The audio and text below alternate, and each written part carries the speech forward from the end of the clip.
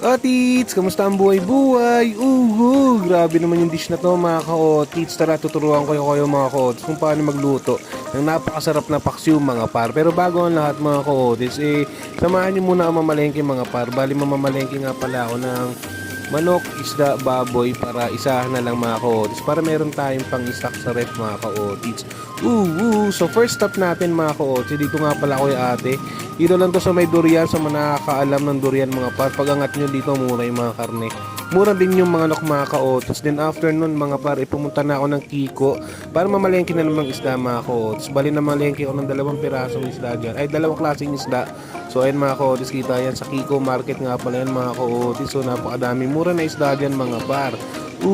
Siyempre dapat maglilibot ka. At ito na nga yung tilapia na nabili natin mga par. Ayun, ang lalaki niyan mga ka-otis. So, sariwa pa, humihinga pa mga par. So ayan mga ka-otis, nakapamalengke na tayo mga par. Namalengke nga pala ako ng 2 klase ng isda, isang tilapia. Kasi isa doon ang muting tawag. Tapos manok mga ka-otis para may stock tayo para diretso na ng luto sa mga susunod na araw mga par. Anyways mga ka-otis, kita nyo naman napakasarap ng dish na yun mga par. Bali, paksiw na tilapia with baboy yun. Nung nakaraan nakita nyo, bangus with baboy. Ngayon naman, tilapia with baboy mga par. So hindi ko napapatagalin, baka naghihintay ka na. Let's go!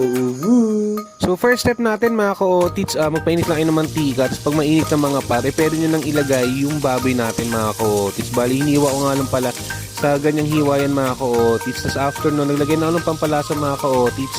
Bali, paminta and asin lang yan mga par. So halu-haluin nyo lang yung mga ka-otits hanggang mag-brown siya mga par. Pero bago ang lahat mga ka-otits, pakita ko lang yung anak kong makulit na si Persia Babing Bubim.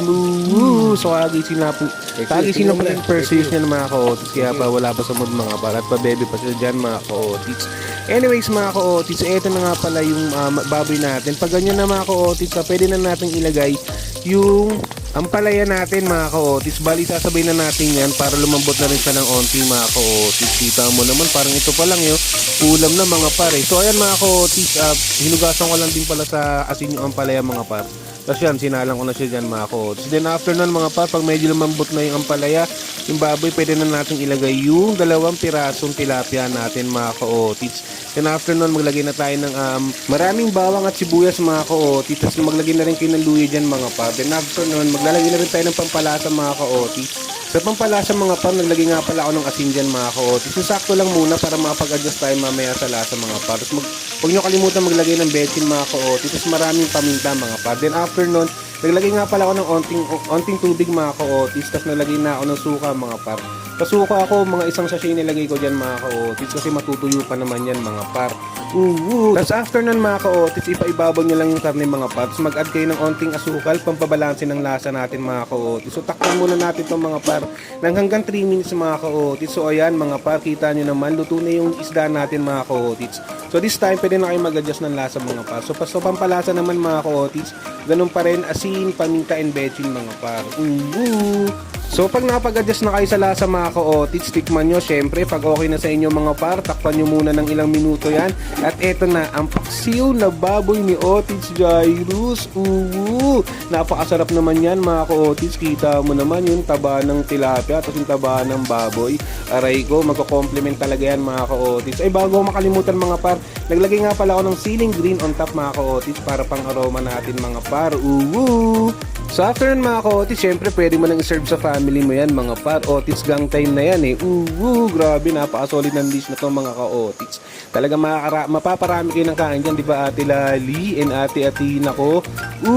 So maulan-ulan nga pala nito mga ka-otits. Talagang bagay din ng paksiw talaga sa maulan mga par. Di ba Persia Babing Bubim? Kainan tayo mga ka-otits. Ayan sarap nyan mga par. Tapos maraming sili, aray ko. Grabe mga ka-otits, nag-uulan na naman. So ayun, tara tikman natin guys.